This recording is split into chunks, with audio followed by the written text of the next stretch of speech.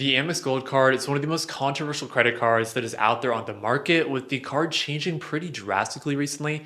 And honestly, my thoughts on this card have changed a lot over the past 2 years of having it. So in this video, I'm going to go over my honest thoughts on the Amex Gold Card after having the card for 2 years now. And I'll discuss what my thoughts were on the Amex Gold Card when I first got it to what my thoughts are in current day 2 years later. Plus, I will discuss the different buckets that people could fall into that can help you determine whether the Amex Gold Card would actually be a good fit for you, as well as the specific value that I'll get on the Amex Gold Card personally and what my plans are with this card going forward. Okay, so to start this video, I wanted to time travel back 2 years ago to 2022 because that's when I first got the Amex Gold Card, and I want to discuss why I wanted to get it in the first place. Back then in 2022, I would say that the general perception on the Amex Gold Card was a lot different, and in general, that perception was a lot more positive. So just hearing everyone else's experiences with the card made me want to get it too. Additionally, I felt that the Amex Gold Card would actually fit my lifestyle pretty well because I had already been ordering from food delivery services a couple times a month anyways.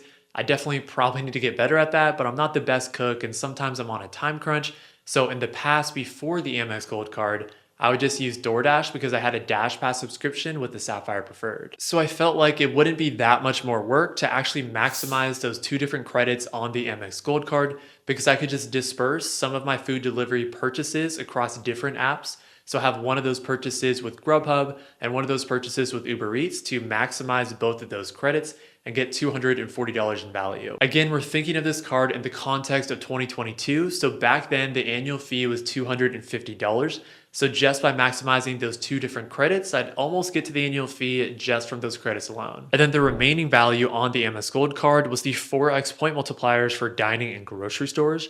I love to eat, and those are typically my two highest spend categories, so again, that seemed to match my lifestyle pretty well. Back then in 2022, and even now in current day, I'm someone who focuses on prioritizing welcome bonuses, so I typically just focus on hitting a spend requirement for a certain welcome bonus, and then I just move on to the next one.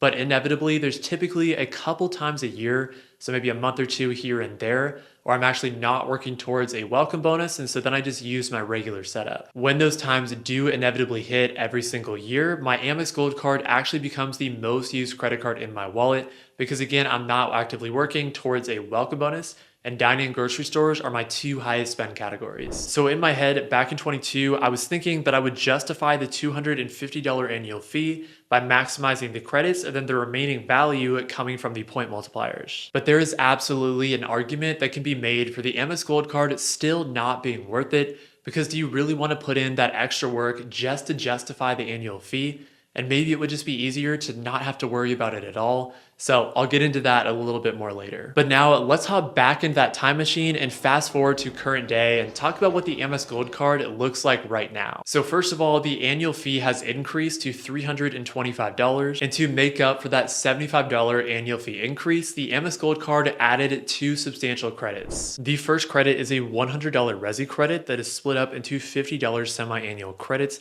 and that's activated after paying with your Amex Gold Card at US Resi restaurants. The second credit is an $84 Dunkin' credit that is split up into $7 monthly statement credits when you use the Amex Gold Card at Dunkin' locations. The dining credit was also updated, so Shake Shack was removed as a partner that you could use that dining credit at, and to replace it, Five Guys was added. On paper, technically those new credits make up more value than that annual fee increase, so that should be a good thing, right? Well, this is exactly where a lot of the controversy with the Amex Gold Card comes into play. Yes, we now have those additional credits, which on paper are going to be marketed as giving you added value, or the Amex Gold Card getting even better. But first of all, I don't think this is always a positive thing due to card identity changes, because when someone applies for a new credit card, there's a specific reason for why they decided to do so.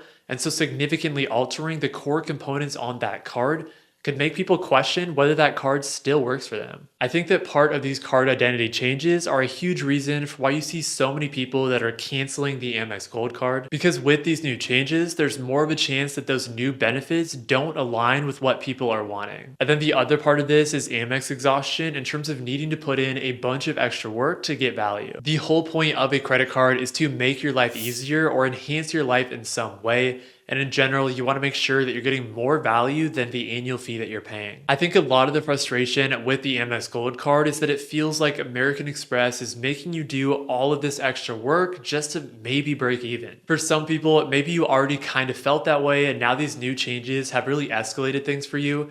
Or maybe you're someone who just hates these new changes, and so now you're questioning your decision to hold the card. So with that in mind, let's revisit those credits so I can give my honest thoughts on them, and we're gonna start with the new $100 Resi credit. Again, this is going to be a $100 credit that is broken up into two $50 semi-annual credits and can be used at any US Resi restaurants. You can figure out which restaurants are eligible for this credit by simply going to resi.com or the Resi app, and the restaurants that show up underneath a specific city are the restaurants that are eligible. I think a general rule of thumb here is that if you do live in the vicinity of a major city, then you should be pretty easily able to use this credit because you'll have options. And again, you just need to make one purchase at one restaurant every 6 months. For instance, Seattle's Resi presence isn't too expansive yet, but if I were to use Seattle as my location on the Resi website, I see that there are some good options with different types of food across the different locations around Seattle. Since I just need to use that Resi credit twice per year, it's going to be pretty easy for me as someone who lives in the city of Seattle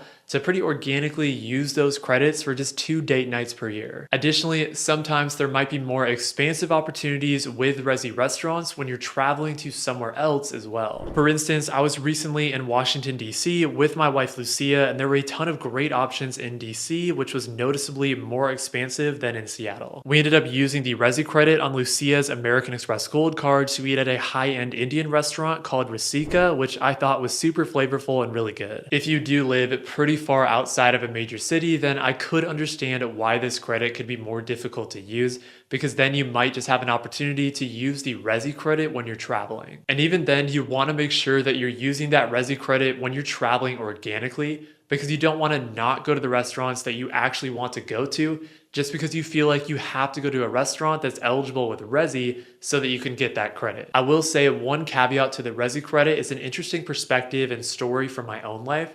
So essentially a couple months ago, I went to brunch with Lucia and a couple friends, and we ate at a restaurant, and I didn't think it was going to be a Resi eligible restaurant or anything like that, but I used my Amex Gold Card to pay for the bill, since I always do that when we eat out, since I get 4x back on dining.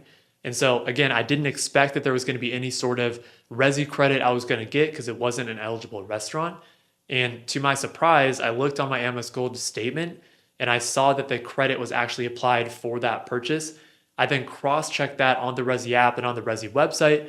And again, I didn't see that restaurant anywhere. So I don't know if any of you have had a similar example, but this is a good example of where maybe it wasn't even eligible on the actual Resi app or Resi website or whatever, but I still was able to get that credit. So I'm not sure if there's more encompassing examples of that happening to you guys as well.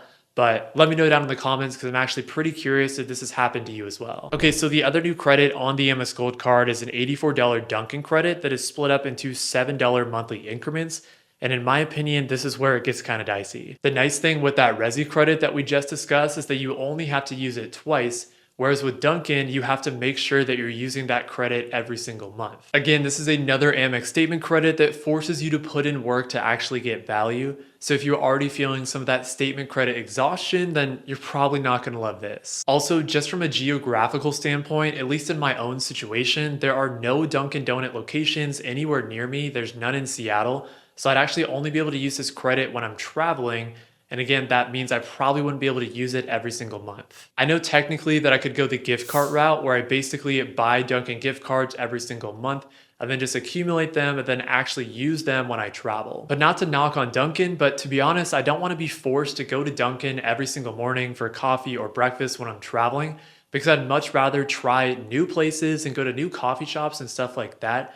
So I feel like I would be inorganically using that credit if I had to. To be honest, I really just don't love this credit because I think it's too niche. And if they were gonna make a niche credit like this, I wish it was something like Chipotle. All right, so those are some of the core changes that were made to the Amex Gold Card. And now I wanted to discuss a couple buckets that you might fall under that can help you understand whether the gold card would be a good fit for you. Bucket number one is that the Amex Gold Card is a perfect fit for you. So you spend a ton of money on the card and you accumulate a bunch of American Express points from the point multipliers. And then you're also in a great position to be able to maximize a lot of the different credits as well. Bucket number two is that you use the card sometimes and you can maximize most things on the card. In that bucket, I would say that you're usually able to maximize the Uber and dining credits, and you can at least get some value out of the Resi or Dunkin' credits.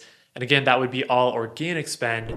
And then you spend on the point multipliers sometimes as well, but not all of the time. Bucket number three would be when you're starting to go outside of your organic spend. The difference here is going to be between can and should. What I mean by that is that maybe it is possible or feasible for you to use the Uber and dining credits and now the Resi and Dunkin' credits as well. But maybe if you didn't have the Amex Gold Card, you wouldn't actually be spending money in those areas, and you're just doing so for the sake of being able to maximize the credits. In that case, I would consider that to be inorganic or forced spend, because you should always adapt credit cards to your lifestyle and not change your lifestyle in order to make a credit card work. Finally, bucket number four is that you don't really have any way to get use out of the credits, or you really don't want to, and you don't use food delivery services because of lifestyle reasons, or maybe even because you just live outside of an area where they're accessible. And of course, this same mindset can apply to the Resi and Dunkin' credits as well, to where maybe you just have no way of using them because they are not accessible to you at all. I would say that a lot of people fall into bucket number two or bucket number three,